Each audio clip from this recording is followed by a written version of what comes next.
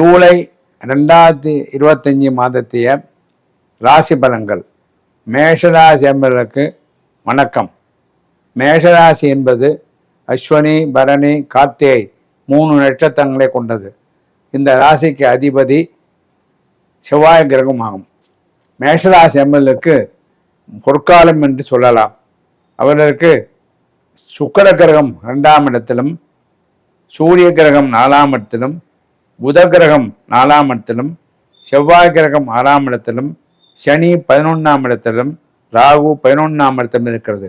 இவர்களுக்கு நல்ல ஒரு தனப்பிராப்தியும் நல்ல வித்தையும், மேலும் வெளியூர் செல்லும் பிரயாணம் செல்லும் வாய்ப்பும், மேலும் எல்லாவித லாபங்களும் ஏற்படும்.